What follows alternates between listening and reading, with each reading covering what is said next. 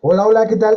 Buenas tardes, chicas y chicos. Y entonces vamos a continuar resolviendo la guía del Instituto Politécnico Nacional en lo que se refiere a la historia, pero también al entorno socioeconómico de México. Y entonces nosotros ya previamente resolvimos las primeras 20 preguntas de esta guía, ¿verdad? En lo que se refiere a la historia reciente de nuestro país. Pero recuerden de que ahí mismo les comenté de que el Politécnico también les evalúa lo que se refiere al entorno socioeconómico de nuestro país. Aquí se trata de ser muy claros en este sentido. Va a haber preguntas que les pregunten acerca de la estructura política de nuestro país y del otro lado encontramos preguntas de la estructura económica de nuestro país. Y entonces, sin más demora, vamos a comenzar a resolver nuestra guía y ya en su momento ustedes van a observar estas dos características, ¿verdad? Tanto el rubro económico, pero también el rubro político aquí en nuestro país. Y entonces comenzamos con la pregunta número 21. Dice nuestra pregunta, el materialismo histórico, los procesos de producción de bienes y servicios surgen en espacio que a su vez es la base de que se compone por las relaciones sociales, políticas, ideológicas y culturales de un país. Y entonces aquí ya entramos en lo que se refiere a el proceso económico de la estructura de nuestro país. Y entonces aquí Carlos Marx, al estudiar los modos de producción, precisamente lo hizo en estos dos sentidos. Recuerden de que para Carlos Marx el factor más dinámico, más interesante, es precisamente el que tiene que ver con la estructura económica. Eso es precisamente lo más interesante para Carlos Marx y al mismo tiempo él nos dice de que esto va a dar paso a la superestructura y por ello se refería a la cultura, a la religión, a la ideología, a la filosofía, a las artes, ¿verdad? Y entonces cuando en su examen ustedes observan una pregunta de este tipo, pues no nos queda la menor duda de que la respuesta correcta es el inciso D, ¿verdad? Precisamente en donde dice que en el materialismo histórico los procesos de bienes y servicios surgen en la estructura económica. Recuerden de que para Carlos Marx este es el factor más importante, es el factor más dinámico, que a su vez es la base de la superestructura, que se compone por las relaciones sociales, políticas, ideológicas y culturales de un país. Y entonces para que todas y todos ustedes tengan más claro acerca de lo que estamos diciendo en este momento, les voy a compartir esta imagen en donde precisamente ustedes van a observar lo que Carlos Marx nos quiere decir con estos dos conceptos precisamente de la estructura y de la superestructura. Entonces vamos a ello, chicas y chicos, precisamente para que lo observen de una manera más clara, ¿verdad? Y entonces Carlos Marx, cuando analizó a los modos de producción, pues determinó de que existe por un lado la estructura económica, que es el factor más dinámico para Carlos Marx, y del otro lado están las superestructuras. Como observan aquí en la imagen que les estoy compartiendo, pues esta se compone del estado jurídico, político, las leyes, los partidos políticos, pero también la filosofía, la ideología, las artes, la ciencia y la religión. Y entonces, para Carlos Marx, todo se definía de la siguiente manera, es decir, cuando el modo de producción fue el feudalismo, anotemos aquí, feudalismo, entonces en ese momento la superestructura era precisamente la monarquía, ¿verdad? Entonces observen cómo la monarquía pues tenía todo el poder concentrado en una sola persona, que era en ese momento el rey. Sin embargo, posteriormente esto cambió y es precisamente lo que nosotros estamos viviendo en la actualidad. ¿A qué me refiero? Con que en la actualidad la estructura económica es precisamente el capitalismo y para Carlos Marx la superestructura que le corresponde a este modo de producción es precisamente la república, este régimen de político en el que nosotros ya elegimos a nuestros representantes. Entonces, si observan, es prácticamente lo que nosotros acabamos de contestar en la pregunta número 21 de nuestro examen. Entonces, se trata precisamente de que lo entiendan de esta manera, chicas y chicos, porque esto hace más sencillo de que ustedes puedan contestar correctamente su guía, ¿verdad? Y como les comenté desde el principio, pues estamos hablando de que el Politécnico, por un lado, evalúa a la historia, pero también evalúa el entorno socioeconómico, ¿verdad? Observen cómo esta pregunta ya tiene más relación con la estructura política y la estructura económica. Entonces, así es precisamente como lo tenemos que entender. Entonces, que sirva esto como una introducción y ustedes se van a dar cuenta cómo las siguientes preguntas están relacionadas con lo que ahorita estamos diciendo. Entonces, vamos nosotros a regresar a nuestra guía precisamente para continuar contestando los reactivos. Regresemos aquí a nuestra guía 2025 del Instituto Politécnico Nacional. Entonces dice la pregunta número 22. ¿Cómo se le llama a todo aquello que ayuda a los procesos productivos en los que incurre el ser humano? Entonces nosotros ya dijimos de que por un lado está la estructura económica. Recuerden de que para Carlos Marx este es el factor más dinámico, el más interesante. Por un lado nosotros tenemos a las fuerzas de producción y tenemos a los medios de producción. Y entonces cuando en nuestro examen nos hacen esta pregunta, nosotros sabemos de que en los procesos productivos pues actúan las fuerzas de producción, ¿verdad? Que en este caso es la fuerza humana de trabajo. Por eso es que el inciso B es la respuesta correcta a la pregunta número 22. Y entonces, para que todo esto lo observen ustedes de primera mano, vamos a regresar a la imagen que estábamos estudiando. Precisamente lo que tiene que ver con los procesos productivos es en donde interviene la fuerza humana de producción. Entonces vamos a regresar aquí a esta imagen para que todas y todos lo observen, precisamente la que les acabo de mostrar. Y entonces aquí en la estructura económica nosotros dijimos de que este es el factor más interesante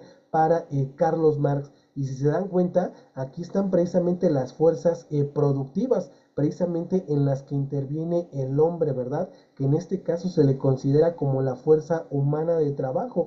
Entonces, precisamente con este esquema, ya para todas y todos ustedes es más claro acerca de qué nos están preguntando. Precisamente se trata de cómo lo estudió Carlos Marx, precisamente esta estructura económica, y más abajo están las superestructuras. Entonces vamos a regresar a nuestra guía para continuar con las siguientes preguntas. Entonces vamos a compartir aquí la guía precisamente en la que estamos resolviendo el día de hoy. Entonces dice la siguiente pregunta, la número 23. Periodos de expansión y de contracción que experimenta una economía en un lapso determinado, ocasionados por la oferta y demanda de productos, el nivel de empleo y la productividad.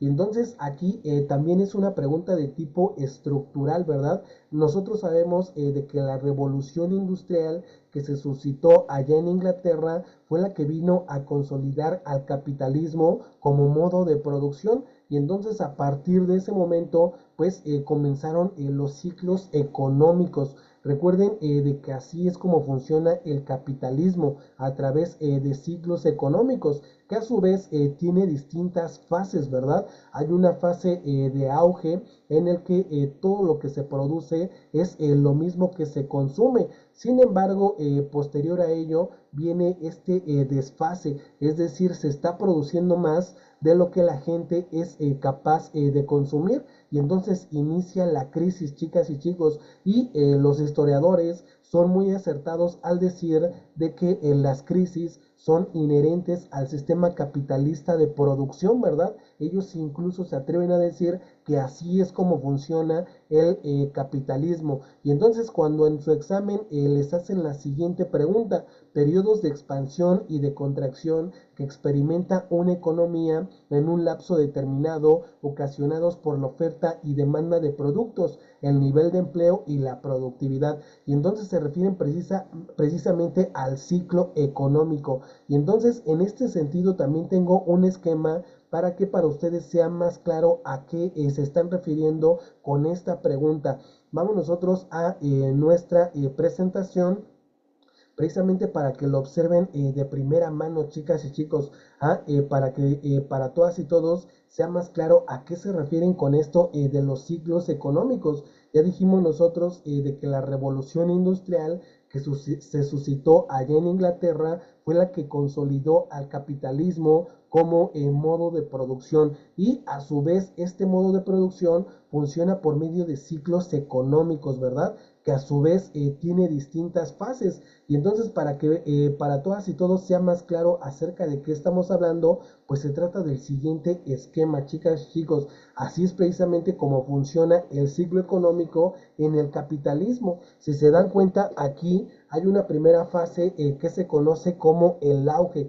Aquí es cuando todo lo que se produce es lo mismo que se está consumiendo. Entonces, esa es una primera etapa. Sin embargo, en determinado momento esto se desfasa, ¿verdad? Es decir, lo que se está produciendo es más que lo que la gente es capaz de adquirir debido a su nivel adquisitivo, y a partir de ese momento inicia la crisis. Lo que nos tiene que quedar muy claro es de que la crisis es un punto culminante en el ciclo económico. Como les acabo de decir, los economistas incluso indican de que es en la crisis en donde terminan los ciclos económicos y a su vez inicia el siguiente. Entonces por eso lo marqué aquí en rojo, ¿verdad? Es el punto más importante en el ciclo económico. A su vez las crisis forman parte del capitalismo como modo de producción. Y entonces a partir de ese momento inicia esta otra etapa que es la de recesión, es decir, todos los sectores productivos comienzan a descender en su producción, ¿verdad? Hasta que llega el momento más difícil del ciclo económico, que es precisamente la depresión, en donde el nivel de desempleo se dispara y los niveles de producción en las empresas bajan en su totalidad. Y entonces a partir de ese momento pues ocurren eventos que llevan a que el ciclo económico se recupere, ¿verdad? Todos los sectores económicos comienzan nuevamente a echar a andar su producción y comienza a haber un auge de la economía. Precisamente va a llegar otra vez aquí al auge este ciclo económico. Y entonces este es un esquema que nos tiene que quedar muy claro, porque ya dijimos de que el capitalismo como modo de producción precisamente funciona a través de estos ciclos económicos,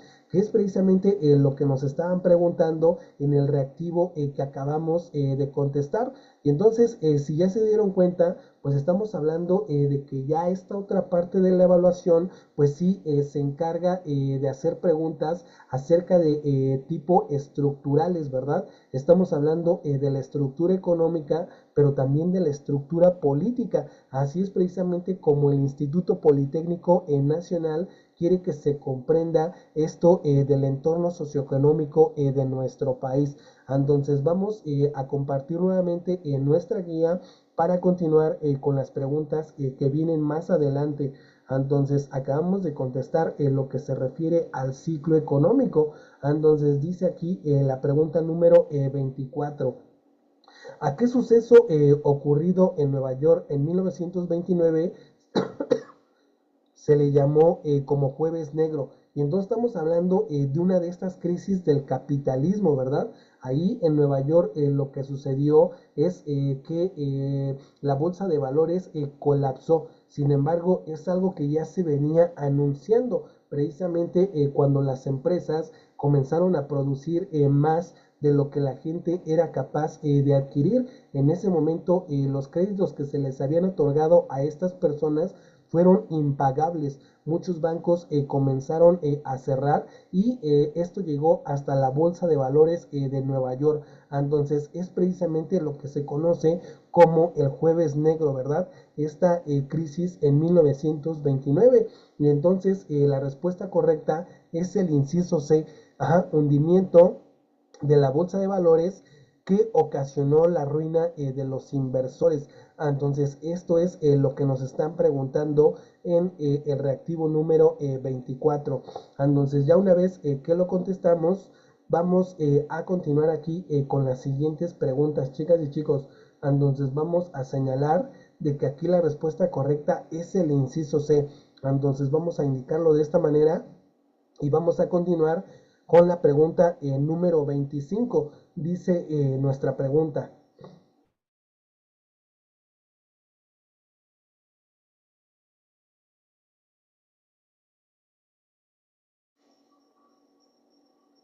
elegir los acontecimientos que sucedieron durante la Segunda Guerra Mundial. Y entonces vamos a ir señalando cada uno de estos por separado. Dice aquí: ataque del ejército alemán a la ciudad de Stalingrado. Estamos hablando de que esto ocurrió en el contexto de la Segunda Guerra Mundial, precisamente cuando los alemanes intentan avanzar sobre el territorio de la URSS. Sin embargo, en ese momento la URSS se defiende bien y logra derrotar a los alemanes. A partir de esa derrota para los alemanes va a ser muy difícil restaurarse, y en ese momento comienza su declive, ¿verdad? Hasta que finalmente en 1945 firman su derrota. Pero aquí el punto número uno efectivamente sucedió en el contexto de la Segunda Guerra Mundial. Los alemanes intentaron avanzar sobre el territorio de la URSS, pero esta última se defendió bien y logró hacer retroceder a los alemanes. Dice aquí la número 2: hundimiento del transatlántico británico llamado Lusitania. Nosotros sabemos de que esto no ocurrió en el contexto de la Segunda Guerra Mundial, y lo que nos están diciendo más bien ocurrió en el contexto de la Primera Guerra Mundial. Entonces por eso aquí lo tachamos, ¿verdad? Dice aquí: bombardeo a la base militar estadounidense en el Pacífico. Recuerden de que esto sí sucede en el contexto de la Segunda Guerra Mundial, precisamente cuando los japoneses atacan a Pearl Harbor. Ahí obligan a los estadounidenses a entrar a la Segunda Guerra Mundial a favor de la Triple Alianza, ¿verdad? Me refiero a Inglaterra, a Francia y a la URSS. Entonces los Estados Unidos ingresan a la Segunda Guerra Mundial a partir de 1941, una vez que los japoneses atacan esta base militar allí en el Pacífico. Dice: formalización de la unión entre Alemania nazi, Italia y Japón. Nosotros sabemos de que esto también ocurrió en el contexto de la Segunda Guerra Mundial. Eran precisamente las potencias del eje, Berlín, Roma y Tokio. Fueron precisamente uno de los frentes en la Segunda Guerra Mundial. Dice aquí: creación y detonación de la primera bomba atómica de la URSS. Esto evidentemente no sucede en el contexto de la Segunda Guerra Mundial. Y finalmente declaración de guerra a Serbia por el asesinato del archiduque Francisco Fernando de Austria. Esto evidentemente detonó la Primera Guerra Mundial, pero no la Segunda. Y entonces nosotros ya nos quedamos con los acontecimientos que suceden en el contexto de la Segunda Guerra Mundial. Ya únicamente nos toca determinar cuál es el inciso que responde correctamente a la pregunta número 25, y efectivamente es el inciso A, ¿verdad? Vamos a señalar de que el inciso A es el que responde correctamente a la pregunta número 25. Entonces de esto se trata, chicas y chicos. Vamos a borrar lo que anotamos de este lado y vamos a continuar con las preguntas que están más abajo. Entonces dice la pregunta número 26.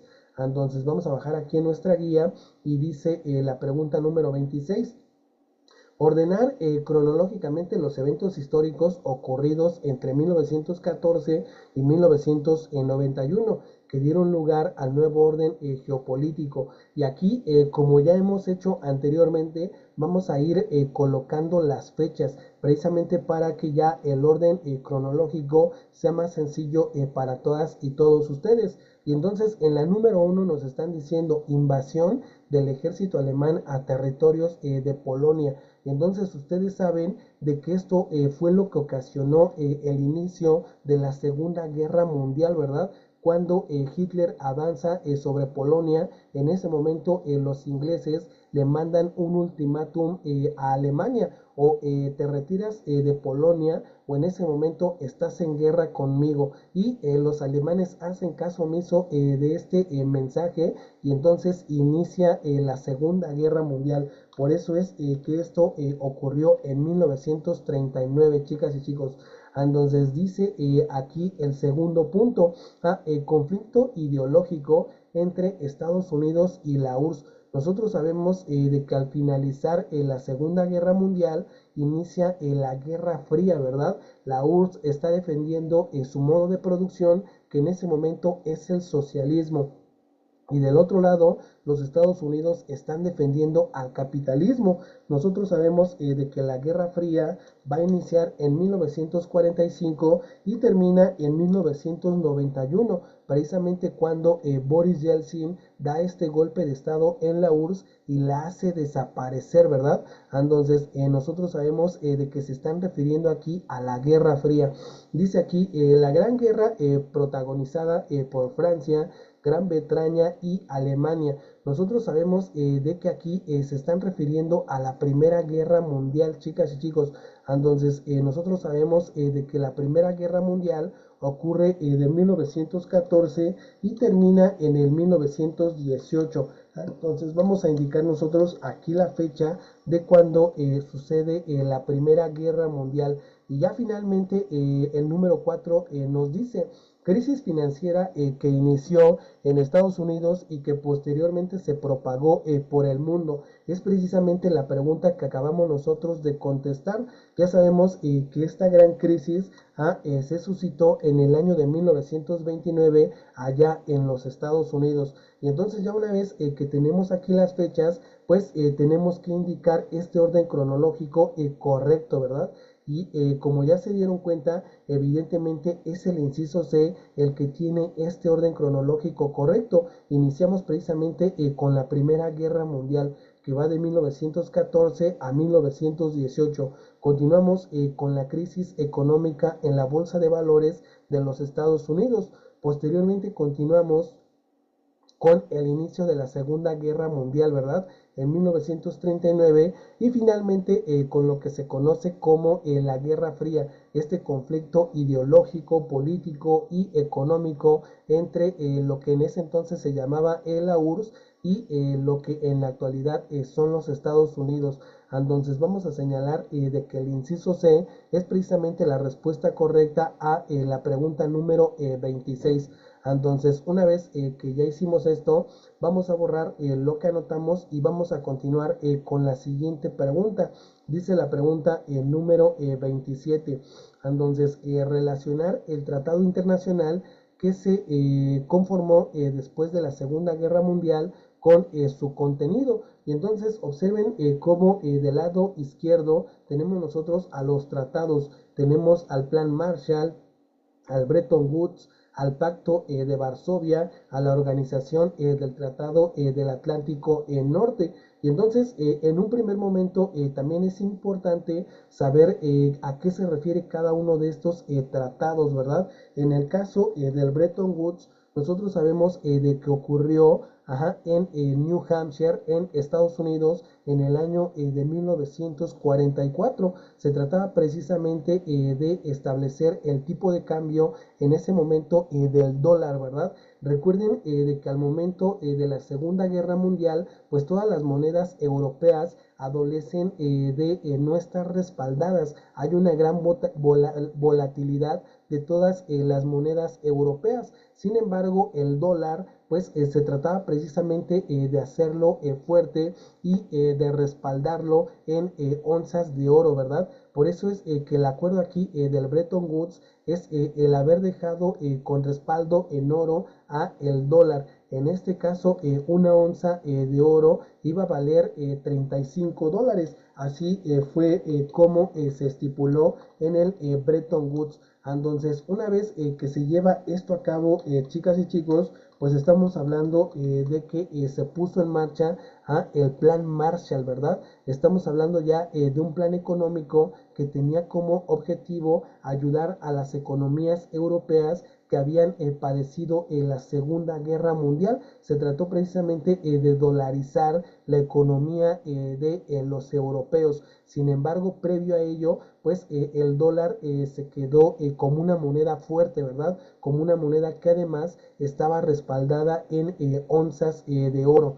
En el caso del Pacto de Varsovia, nosotros sabemos de que fue la respuesta de los rusos a la OTAN, ¿verdad? Recuerden de que la OTAN es la organización del Tratado del Atlántico Norte, en donde los países que defendían al bloque capitalista, pues precisamente se unieron bajo este tratado para que en caso de guerra, pues atacaran de esta manera, ¿verdad? Y ya los países del bloque socialista, pues también se van a reunir en este caso por medio del Pacto de Varsovia, para que en caso de guerra pues también atacaran de esta manera. Y entonces, una vez que ya hablamos de cada uno de estos tratados internacionales, vamos a responder como lo hemos hecho con las anteriores preguntas, precisamente relacionando cada uno de estos tratados con el contenido que nosotros tenemos del lado derecho.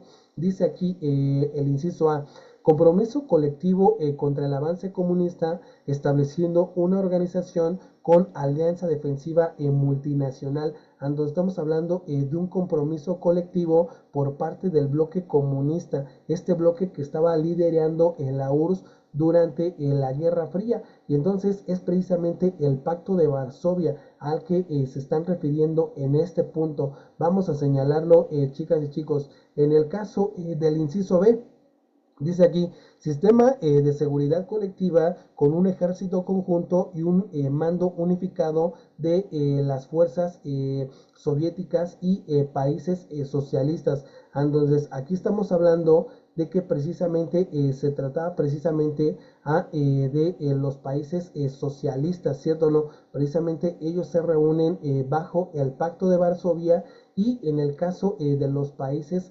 capitalistas se unen bajo la OTAN, que en ese momento es el compromiso colectivo contra el avance comunista, precisamente estableciendo una alianza defensiva. En el caso del inciso C, dice: ayuda financiera para la reconstrucción económica de los países europeos democrático capitalista.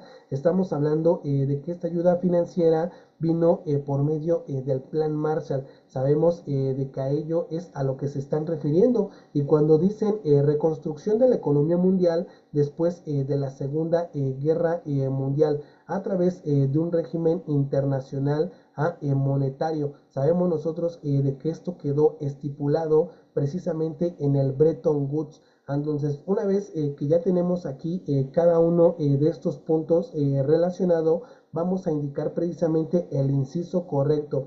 Y entonces nosotros sabemos de que el inciso correcto es precisamente el inciso C, ¿verdad? Estamos hablando de que el Plan Marshall es una ayuda financiera para la reconstrucción económica de los países europeos democrático capitalistas. En el caso del Bretton Woods, es una reconstrucción de la economía mundial después de la Segunda Guerra Mundial a través de un régimen internacional monetario. Se trataba precisamente de dejar al dólar con su respaldo en onzas de oro, como nosotros lo dijimos en su momento. En el caso del Pacto de Varsovia, nosotros sabemos de que fue un sistema de seguridad colectiva con un ejército conjunto y un mando unificado de fuerzas soviéticas. Recuerden de que la URSS era precisamente quien estaba comandando aquí al bloque socialista, ¿verdad? Todos estos países estaban comandados en ese momento por la URSS, y precisamente el Pacto de Varsovia fue la respuesta de estos países en contra de la OTAN, la cual nos están definiendo también aquí un compromiso colectivo contra el avance comunista. Lo que quería la OTAN era precisamente detener a el socialismo, ¿verdad? Se trataba precisamente de que el capitalismo se sobrepusiera a los países socialistas. Y entonces por ello es de que el inciso C es la respuesta correcta a la pregunta número 27. Entonces, una vez hecho lo anterior, vamos a continuar con la siguiente pregunta. Entonces dice aquí la pregunta número 28. Vamos a bajar en nuestro documento y la pregunta número 28 nos dice lo siguiente. Después de la hubo una guerra estratégica entre Estados Unidos y la Unión Soviética que concluyó en 1989. Entonces aquí nos están haciendo referencia a la Guerra Fría, ¿verdad? Esta que inicia una vez que termina la Segunda Guerra Mundial y posteriormente va a durar hasta que cae el muro de Berlín. Recuerden de que el muro de Berlín comenzó su construcción en 1961 y dividía a la Alemania federal, que pertenecía al bloque capitalista, y del otro lado a la Alemania democrática, que pertenecía al bloque socialista. Y entonces para 1989, pues de manera simbólica, cuando cae el muro de Berlín, pues se habla de que termina la Guerra Fría, ¿verdad? Ya se venía anunciando lo que iba a suceder en 1991 en la Unión Soviética. Boris Yeltsin iba a dar este golpe de estado e iba a terminar con lo que en ese momento era la URSS, y en ese momento iba a aparecer la CEI, que es la Comunidad de Estados Independientes. Entonces aquí la respuesta correcta es precisamente el inciso D, ¿verdad? Y esto es lo que llena los espacios en blanco. Dice, después de la Segunda Guerra Mundial hubo una guerra estratégica entre Estados Unidos y la Unión Soviética que concluyó con la caída del muro de Berlín en 1989, que es precisamente lo que nos están preguntando en el reactivo número 28. Una vez dicho lo anterior, vamos a continuar con la pregunta número 29. Dice aquí nuestra pregunta. Los índices para medir el crecimiento económico son de tipo, a diferencia de los índices que se utilicen para medir el desarrollo económico de un país. Y entonces volvemos con estas preguntas de tipo estructural. Recuerden de que por un lado está la estructura económica y del otro lado está la estructura política. Nosotros ya hablamos de la estructura económica, que es precisamente lo que se refiere al capitalismo como modo de producción, ¿verdad? Sabemos de que tiene una estructura que es el factor más dinámico, y del otro lado tiene a la superestructura. Y entonces estos dos conceptos también los tenemos que tener muy claros, chicas y chicos. Precisamente cuando nos hablan del crecimiento económico, pues estamos hablando de variables cuantitativas. Todo lo que tiene que ver con el crecimiento del sector servicios, el sector de la transformación, todas estas empresas metalúrgicas, armadoras, pues son precisamente las que pertenecen al sector de la transformación. Pero nosotros sabemos de que también existe el sector primario, ¿verdad? El que se dedica a la extracción de materias primas, como el maíz, el frijol, la calabaza, pero también en este caso a la agricultura y a la ganadería. Y entonces esto del crecimiento económico se mide en variables de tipo cuantitativo, ¿verdad? Se trata precisamente de saber las cantidades en las que está creciendo o está decreciendo la economía. Y cuando nos hablan del desarrollo económico, pues esto es precisamente lo que se ve reflejado en la vida de las personas. No solo se trata de crecer económicamente, sino de que esto se vea reflejado en la vida de las personas. Estamos hablando de el índice de desarrollo humano. Cuando nosotros tenemos acceso a la salud, tenemos acceso a la educación, a la vivienda, pues esto es precisamente ya de tipo cualitativo, ¿verdad? Y esta es precisamente la respuesta que responde correctamente a la pregunta número 29. Observen cómo es la que llena correctamente estos espacios dejados en blanco. Dice aquí, los índices para medir el crecimiento económico son de tipo cuantitativo, y ustedes ya saben por qué es de esta manera, a diferencia de los índices cualitativos que se utilizan para medir el desarrollo económico. Entonces vamos a señalar de qué es el inciso D, el que responde correctamente a el reactivo número 29. Una vez hecho lo anterior, vamos a continuar con la pregunta número 30. Dice aquí, es la representación de un concepto económico que puede ser medible y que arroja información para el análisis de la economía. Entonces estamos hablando de que el crecimiento económico precisamente es medible, ¿verdad? Es cuantificable. Todos estos índices y todas estas variables económicas son las que nos van a permitir si la economía está creciendo o en su defecto está decreciendo, y por ello la respuesta correcta es el inciso A. Se refiere precisamente a las variables económicas que nos permiten medir y analizar a la economía de un país. Entonces vamos a continuar aquí con el número 31. Dice la pregunta, ¿qué es un modelo económico? Y entonces nosotros ya dijimos de que en este caso el capitalismo se consolidó una vez que sucede la revolución industrial allá en Inglaterra. Es precisamente lo que le permite al capitalismo consolidarse como un medio de producción, como un modo de producción. Y entonces nosotros también ya dijimos de que este modo de producción funciona por medio de ciclos económicos, ¿verdad? Un ciclo económico que además tiene distintas fases. Tiene por un lado el auge, la crisis, la recesión, la depresión y finalmente en este caso el crecimiento. Entonces, sin embargo, también distintos modelos de crecimiento económico se han puesto en marcha a lo largo de la historia, precisamente para ayudar a salir de estas crisis, ¿verdad?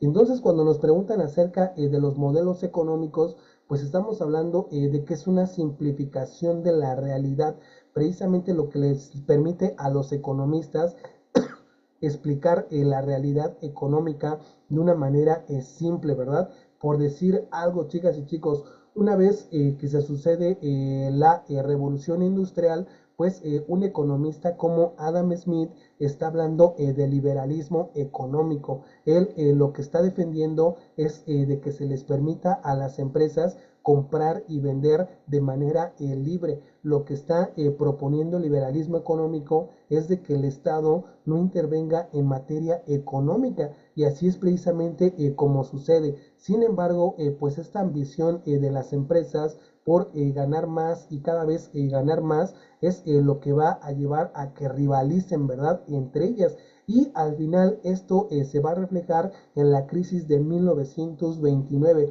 A partir de que sucede esa crisis, pues se hacen necesarias nuevas corrientes económicas, nuevos modelos económicos, y también es un economista inglés que se conoce como John Maynard Keynes el que le viene a poner una solución a esta crisis, ¿verdad? Él nos habla del Estado benefactor, y entonces contrario a lo que decía la primera, pues estamos hablando de que Maynard Keynes está a favor de que el Estado sí intervenga en materia económica. Se trata precisamente de que el Estado sea el que determine los topes de producción, pero también de que subsidie el desempleo. De esa manera el Estado va a intervenir en la economía.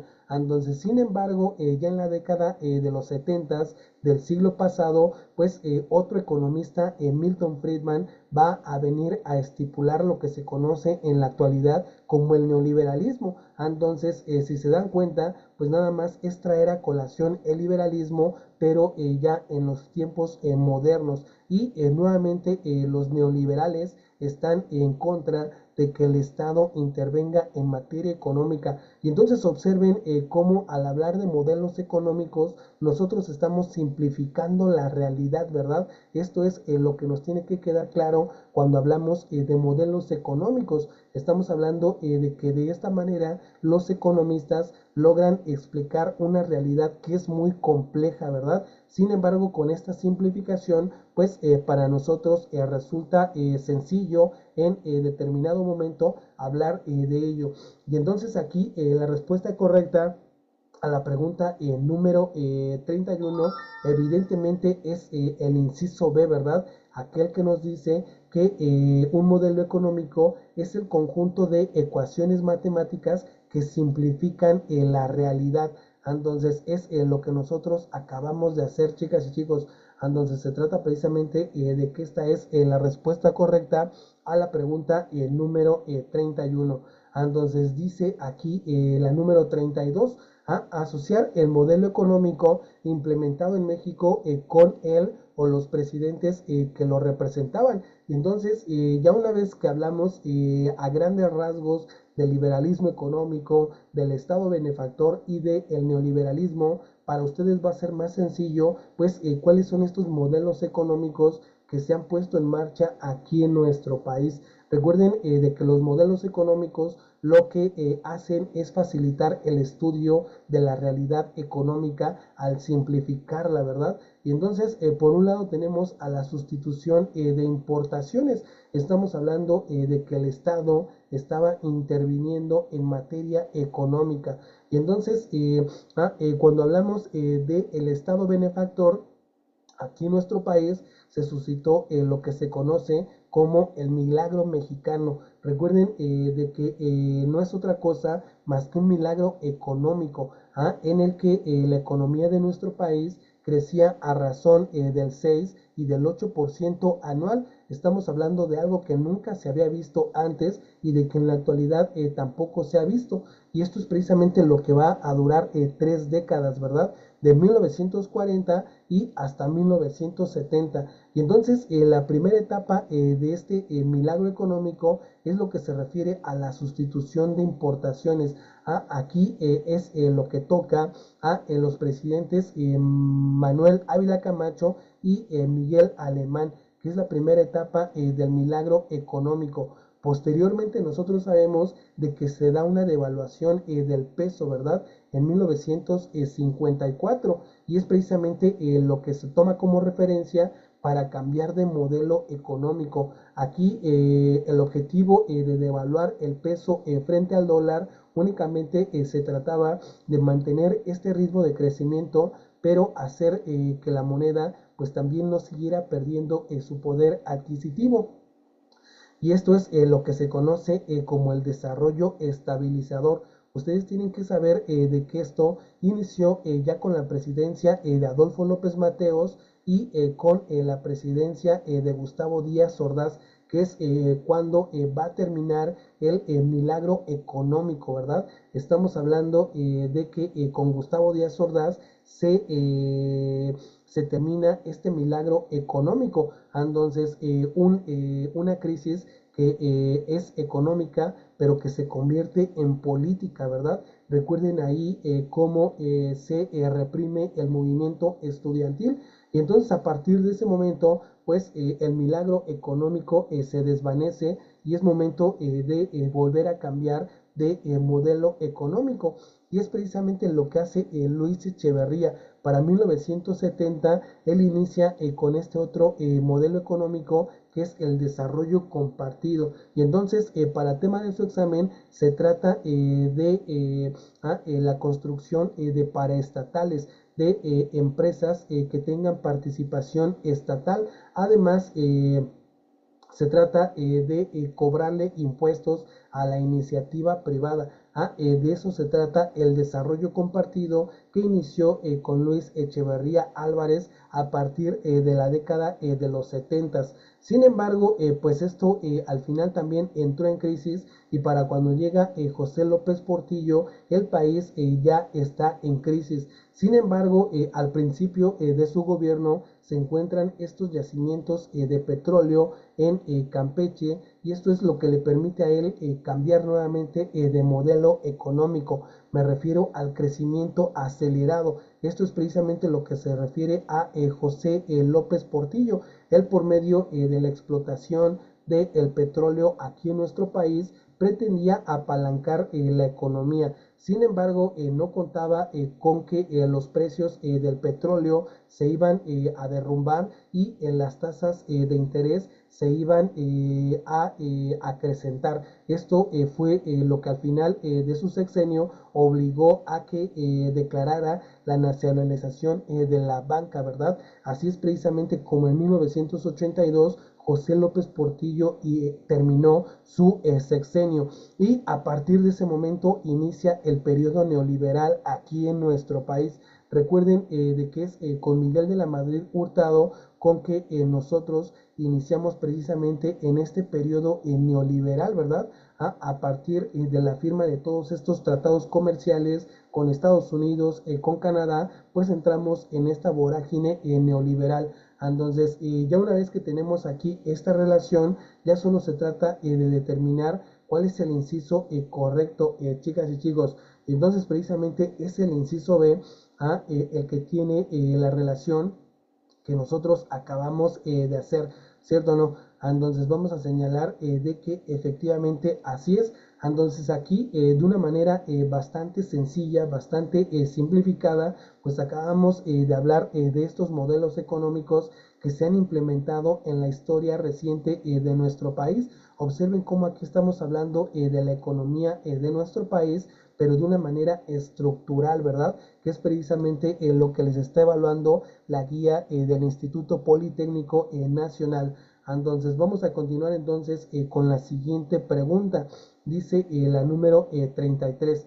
Dice, identificar los elementos que conforman a los factores de producción. Entonces nosotros sabemos de que los factores de producción pues precisamente tienen que ver con el capital, tienen que ver con el trabajo, tienen que ver con las propiedades de una empresa, pero también con su capacidad. Entonces, nosotros sabemos de que el capital pues forma parte de estos factores de la producción. En el caso del trabajo, pues también forma parte de estos factores de la producción. Y cuando nosotros hablamos de los terrenos de una empresa, pero también de su capacidad empresarial, pues nos referimos a la tecnología, ¿verdad? Precisamente a todo lo que le permite a una empresa funcionar en la manera en la que lo hace. Entonces, con esto, nosotros ya seleccionamos precisamente a los factores de la producción. Y como se dan cuenta, la respuesta correcta a la pregunta número 33 es precisamente el inciso C. Entonces vamos a señalar de que esta es la respuesta que responde correctamente al reactivo número 33. Entonces vamos a continuar con lo que está más abajo.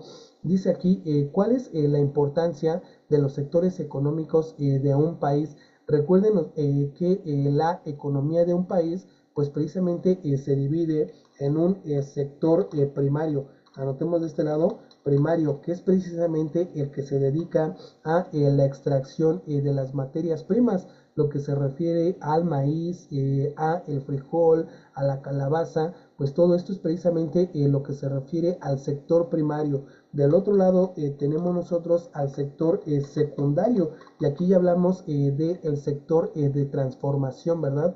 El que se encarga precisamente de transformar estas materias primas y convertirlas ya en productos manufacturados. Y del otro lado nosotros tenemos a el sector terciario.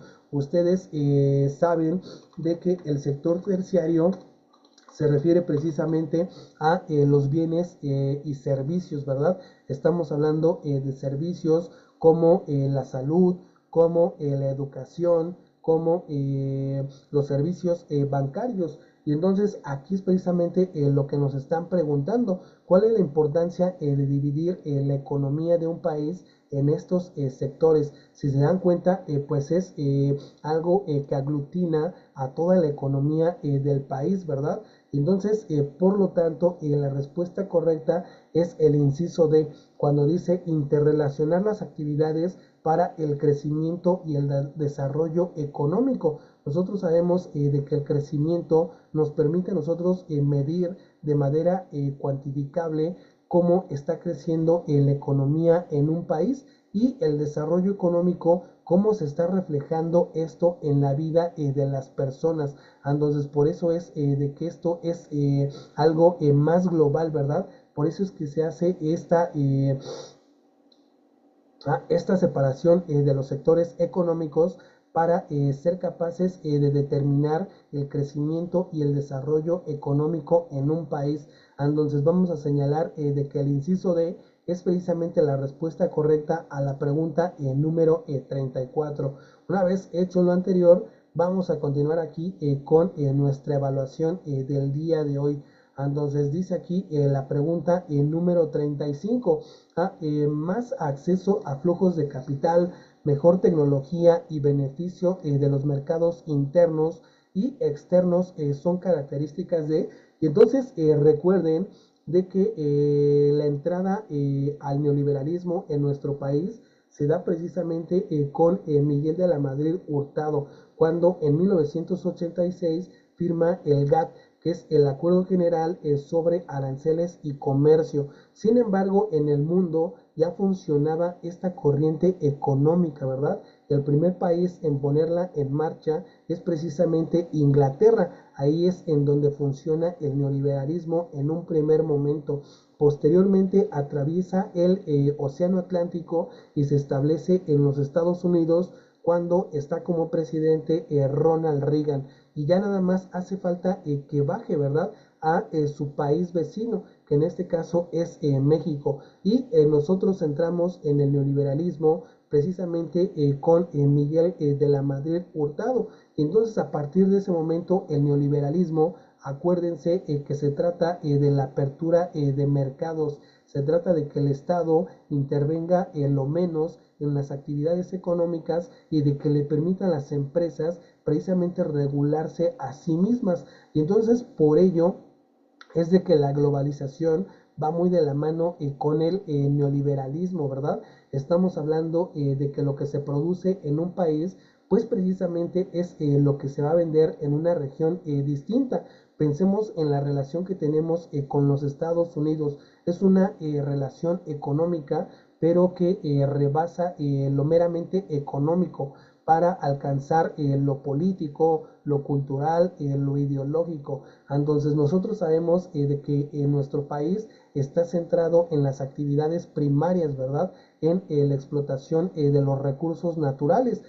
Aquí se produce el maíz, el frijol, todos estos bienes de servicio básico, pero que son vendidos a el extranjero, a los Estados Unidos principalmente.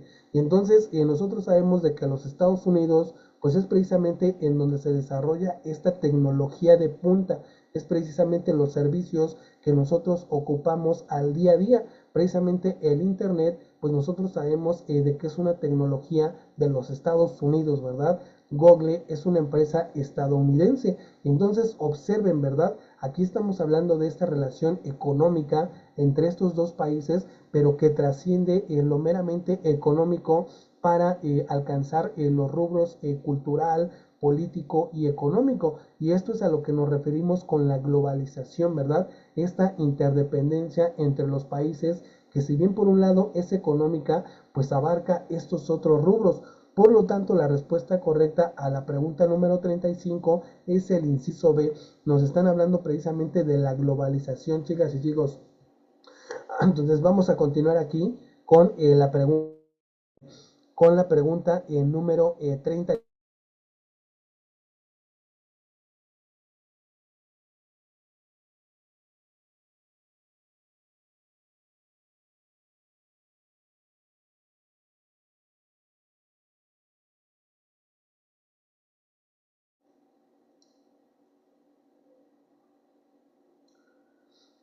Y nos dice la pregunta número 36.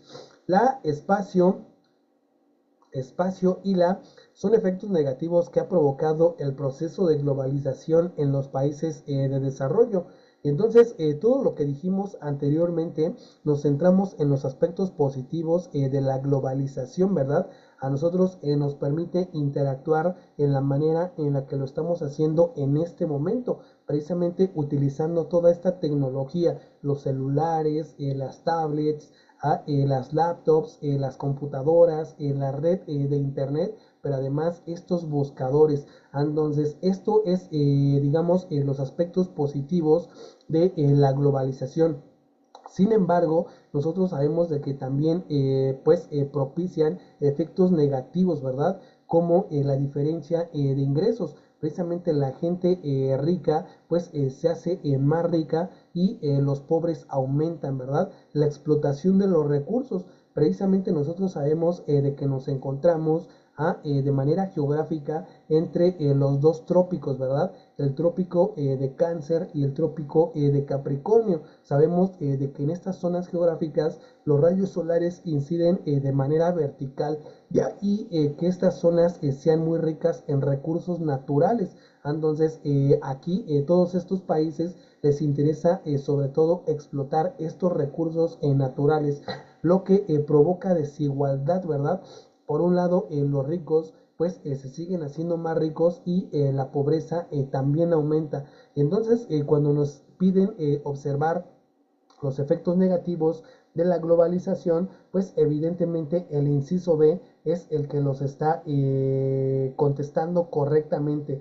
Dice aquí, la diferencia de ingresos, la explotación de recursos y la desigualdad son efectos negativos que ha provocado el proceso de globalización en los países de desarrollo. Y entonces lo que siempre les digo en este sentido, pues es de que como estudiante de estas instituciones, dígase el Politécnico, la UNAM o la UAM, pues estamos hablando de que somos estudiantes críticos, ¿verdad? Con la realidad que estamos observando. Se trata precisamente de ser capaces de observar el mapa completo, es decir, la globalización, por un lado, trae beneficios, pero también del otro lado pues está teniendo efectos negativos, y nosotros como gente preparada, como gente que tiene una licenciatura, una maestría o un doctorado, pues tiene que estar centrado en resolver este tipo de efectos negativos, ¿verdad? Precisamente ahí radica la importancia de estudiar en una de estas instituciones, y aquí es precisamente lo que les están evaluando, chicas y chicos, de que sean ustedes capaces como estudiantes de observar el mapa completo, ¿verdad? De que algo como la globalización, por un lado tiene pros, aspectos positivos, y del otro lado tiene contras, que son sus aspectos negativos. Ok, una vez dicho lo anterior, vamos a continuar aquí con la pregunta número 37. Dice, entidades independientes sin fines de lucro que fomentan proyectos de desarrollo social y cultural que surgen por las iniciativas civiles. Y aquí lo que están definiendo son precisamente las organizaciones no gubernamentales. Estamos hablando de que esto también surge ya en el contexto de la globalización, ¿verdad? Una ONG, por ejemplo, podría ser la Cruz Roja. Precisamente es una organización independiente sin fines de lucro que fomentan proyectos de desarrollo social. Ellos están centrados precisamente en lo que se refiere a la salud, ¿verdad? Pero como ella, pues hay muchas otras. En el caso de PETA, pues estamos hablando de una organización que está en contra del maltrato animal. Entonces aquí es precisamente lo que están señalando, chicas y chicos. Entonces vamos a continuar entonces con la pregunta número 38. Dice, en espacio se aprobó la Declaración de los Derechos Humanos para la protección de los ciudadanos y el desarrollo amistoso entre naciones, en las que se consideró el régimen de derecho mundial. Y entonces recuerden de que una vez que termina la Segunda Guerra Mundial, surgen todos estos organismos internacionales, y el que los encabeza es la ONU, ¿verdad? La Organización de las Naciones Unidas, que surge en 1945, cuyo único fin es de que el mundo no entre nuevamente en guerra, y específicamente de que la energía nuclear no vuelva a ser utilizada en contra de la humanidad. Ese es el objetivo de la Organización de las Naciones Unidas, y es precisamente en este contexto cuando se firma la Declaración Universal de los Derechos Humanos. Entonces, la ONU surge en 1945, y esta Declaración Universal de los Derechos Humanos se aprueba para el año de 1948, como lo está indicando el inciso C, que es precisamente el que responde correctamente al reactivo número 38. Entonces, vamos a continuar aquí con la pregunta número 39. Dice, en espacio durante el gobierno de se aprobó el Código Federal de Instituciones y Procedimientos Electorales con el propósito de mantener un proceso electoral limpio. Entonces aquí esta pregunta, su objetivo es evaluar nuestro conocimiento acerca de la estructura política de nuestro país. Recuerden de que por mandato constitucional somos en la actualidad una república que es al mismo tiempo federal, que es al mismo tiempo representativa y que tiene división de poderes. Y entonces aquí estamos hablando de que en las elecciones de 1988 pues ocurrió este gran fraude, ¿verdad? Es decir, por un lado estaba el candidato del PRI, por el otro lado estaba el candidato del PAN, que era Manuel Cloutier, y en el Frente Democrático estaba Cuauhtémoc Cárdenas. Y cuando se enteran de que él tiene posibilidades de quedarse con la presidencia, pues en ese momento anuncian la caída del sistema y cuando reaparece el sistema, pues el resultado de quien ganó las elecciones es para Carlos Salinas de Gortari. Y entonces a partir de ese momento se da una crisis de legitimidad en contra del candidato del PRI, ¿verdad? Entonces por eso es que en 1990 surge el Instituto Nacional Electoral, pero también surge el Código Federal de Instituciones y Procedimientos Electorales, precisamente para en algún sentido aquilatar esta crisis de legitimidad que tenía el presidente. Entonces el inciso A es el que tiene la respuesta correcta, es precisamente en 1990 durante el gobierno de Carlos Salinas de Gortari que se aprueba el Código Federal de Instituciones y procedimientos electorales con el propósito de mantener un proceso electoral limpio. Ahí está precisamente la respuesta correcta. Y ya finalmente la número 40 nos pregunta lo siguiente: ¿es el ejercicio activo de la ciudadanía que se realiza para la toma de decisiones, manejo de recursos públicos y mejoras en el entorno social? Entonces, cuando nosotros hablamos de que en la actualidad el régimen es republicano, es representativo, es federal, pero al mismo tiempo tiene división de poderes, pues se trata precisamente de que nosotros como ciudadanos somos precisamente los que por medio del voto elegimos a nuestros representantes y estamos obligados precisamente a participar, ¿verdad?, en todas estas convocatorias de la elección de nuestros representantes, tanto para el poder ejecutivo, el poder legislativo y recientemente nos dieron ese poder para elegir a los ministros de la Suprema Corte de Justicia de la Nación. Y entonces el inciso que responde correctamente a el reactivo número 40 es precisamente el inciso A.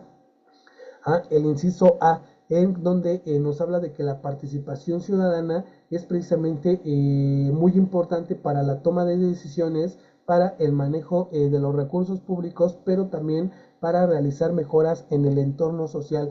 Y entonces, como se acaban de dar cuenta, pues nosotros ya resolvimos la guía del Politécnico en lo que se refiere a la historia, pero también al entorno socioeconómico de nuestro país, que es precisamente lo que les evalúa aquí el Instituto Politécnico Nacional. Entonces, pues nada, chicas y chicos, les deseo el mayor de los éxitos al momento de contestar su examen y ustedes tienen todo para conseguir ese aspirante seleccionado.